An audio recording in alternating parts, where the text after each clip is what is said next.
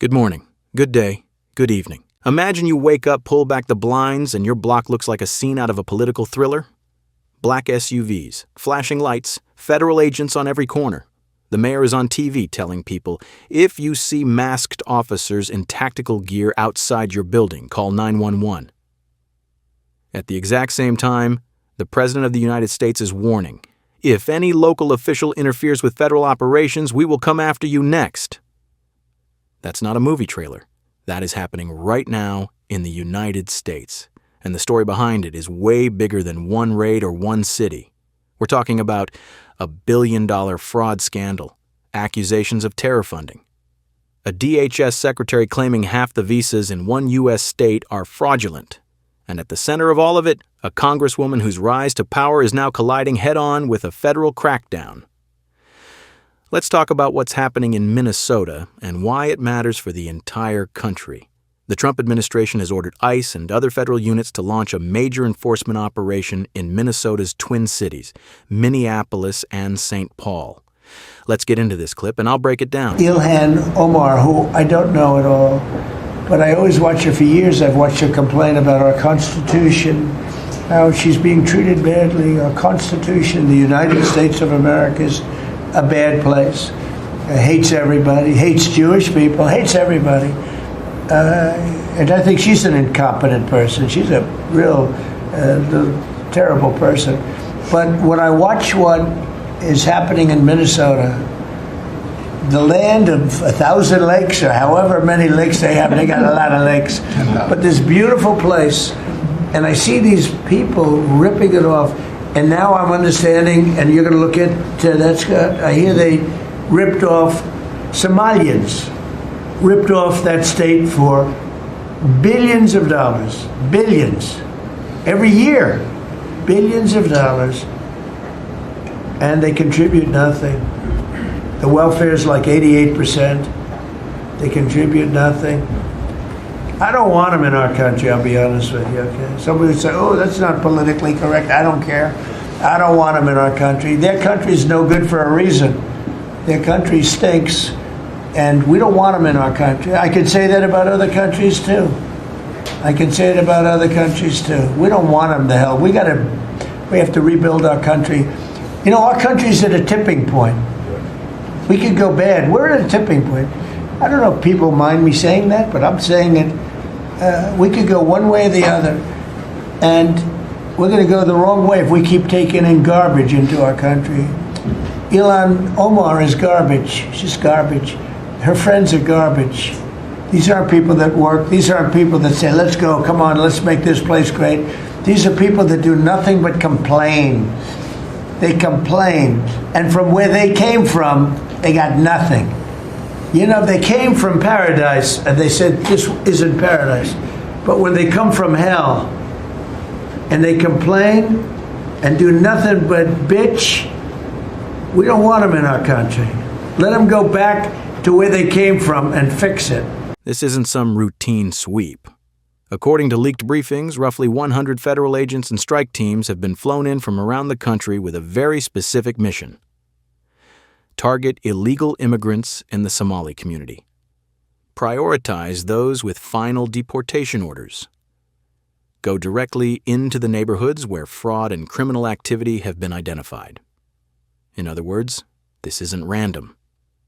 They're going after people who have already gone through the system, already had their due process, and were already ordered to leave, and simply didn't. At the same time, the president is pushing what he calls reverse migration nationwide. Not just slowing new arrivals, but actually removing people who shouldn't be here in the first place. And he made it crystal clear in a recent cabinet meeting how he feels about what's happening in Minnesota. In that cabinet meeting, he tore into both: the political class that allowed this mess to fester, and the networks of people who abused America's generosity. He pointed directly at Representative Ilhan Omar and the political machine around her and basically said, we are not obligated to keep people here who disrespect this country, abuse its systems, and treat it like a piggy bank. The media, of course, went into full meltdown mode. panels, think pieces, lectures about hate and bigotry. But here's what they don't want to admit. The country is with him on enforcement. Polling tells the story. One national survey shows 57% of likely voters support large-scale deportation of illegal immigrants, a plus 24-point margin. Another poll found 66% support for aggressive deportation efforts. Even a New York Times poll, this isn't a conservative outlet, shows 63% support deporting all illegal migrants who entered in the last 4 years of 55% support deporting every illegal immigrant period. Let that sink in. While legacy media personalities are having outrage spasms on television, 2/3 of the country is nodding their head and saying, yeah, it's about time. They can cry racism all they want. The reality is, people are tired of fraud, tired of abuse of welfare systems, tired of politicians choosing non-citizens over citizens, tired of being told they're bad people for wanting basic law and order, which brings us to the scandal that lit the fuse in Minnesota. Minnesota has been hit with one of the biggest pandemic fraud schemes in U.S. history. Just one piece of it, the Feeding Our Future case, saw over $250 million in federal child nutrition money ripped off. How? Fake meal sites, shell nonprofits, phony rosters of children who never existed, fabricated paperwork claiming tens of thousands of meals per day. Federal prosecutors say over 70 defendants have been charged so far, many connected to nonprofits, catering companies, community organizations in the Minneapolis Somali community. One man alone has been ordered to pay nearly $50 million in restitution. This wasn't a couple of bad receipts and sloppy bookkeeping. This was organized theft using U.S. aid money, pandemic relief, children's food programs as front operations to siphon money into luxury homes, high-end cars, and offshore accounts. And yet somehow, this was allowed to grow into hundreds of millions of dollars before anyone put their foot down. How does that happen in a well-run state? It doesn't. It only happens when people at the top look the other way. And if you think it stops at fraud, it gets darker. The U.S. Treasury, under Undersecretary Scott Bessent, is now investigating whether some of this Minnesota welfare and aid money, your tax dollars, made its way to Al-Shabaab, a Somali terror group linked with Al-Qaeda. So now the questions are, were U.S. social programs indirectly financing terrorism? Were political leaders warned and did nothing? Were whistleblowers punished for speaking up? House Oversight Chair James Comer says Governor Tim Walz's administration mishandled nearly $1 billion in alleged fraud, and that whistleblowers weren't just ignored, they were retaliated against. Even legacy media outlets that normally protect Democrats have had to admit Minnesota has become a hub of corruption and fraud schemes centered on social services. And when you comb through case after case, pattern after pattern, one thing becomes clear. This wasn't one slip-up. This was systemic. So when the president says Minnesota has been ripped off, taxpayers have been ripped off, he's not inventing a narrative. He's describing what federal indictments and court cases already show. Then DHS Secretary Kristi Noem drops a grenade in that same cabinet meeting. She says they investigated Minnesota's visa and benefits programs and found 50% of them are fraudulent. Half, not a handful, not a few cases, half. According to her, people lied on visa applications, claimed marriages that didn't exist, faked relationships, misrepresented identities, then signed up for government benefits and programs on top of it. Think about what that means. Visa fraud, identity fraud, benefits fraud, all stacked on top of each other like a crooked layer cake. And she points the finger directly at Governor Walz. Either he's completely incompetent, que dur de di, or he knew and let it happen. Her conclusion? Probably both. Now, Whether you like her or not, that's a massive claim from the sitting DHS secretary.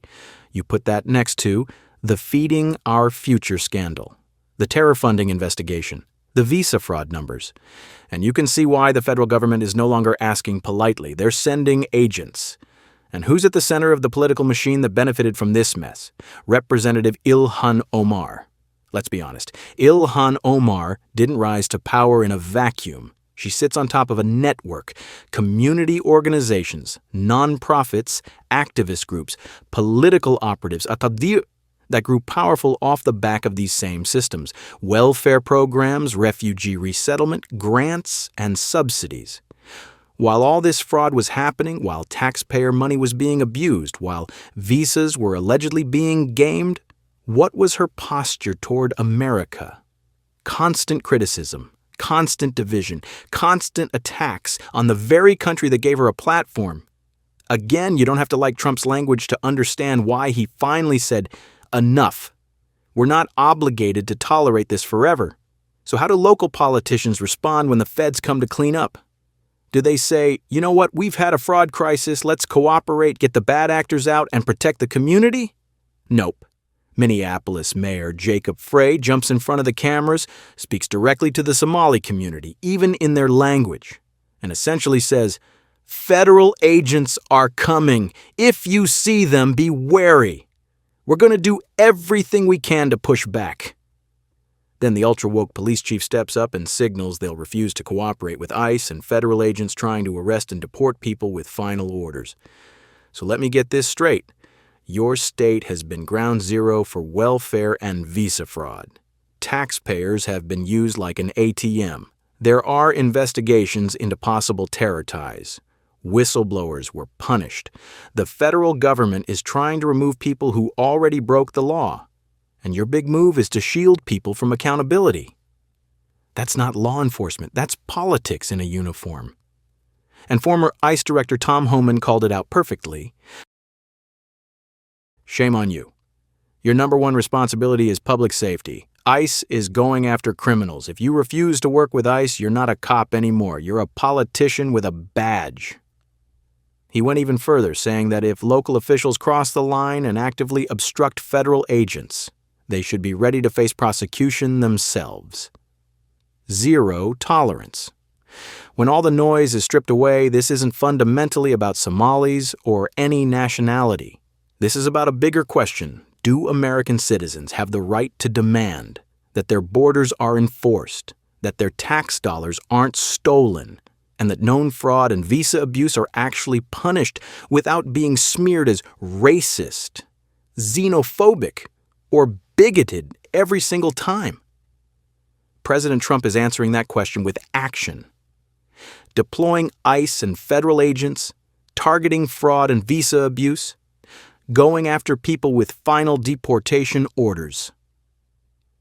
Putting governors and mayors on notice. If you obstruct, there will be consequences.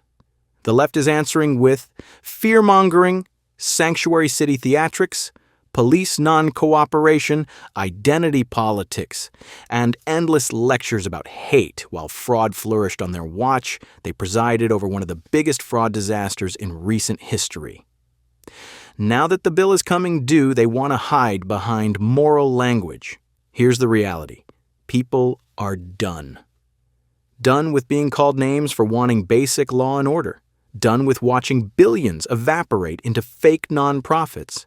Done with politicians protecting their voting blocks instead of their citizens.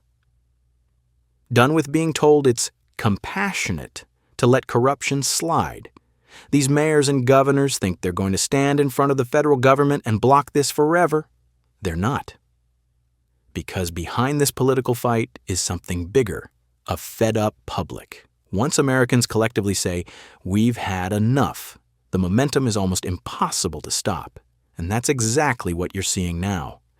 Federal cleanup operations, major fraud prosecutions, visa audits, national debates about deportation and enforcement. Polls showing massive support for cracking down. It's messy, it's loud, it's chaotic, but it's also a sign that the system is finally being challenged. So I'll leave you with this. if a mayor or a police chief uses their office to obstruct federal investigations, protect known fraudsters, or stand between ICE and people with final deportation orders? Should they be immune from consequences, or should they be held to the same standard as anyone else who interferes with law enforcement? Should we see some of these officials answering questions in court?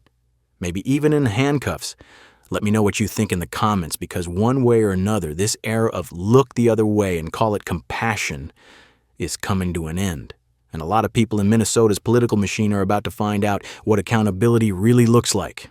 Thanks once again, and don't forget to like, comment, and subscribe. I'll catch you on the next one.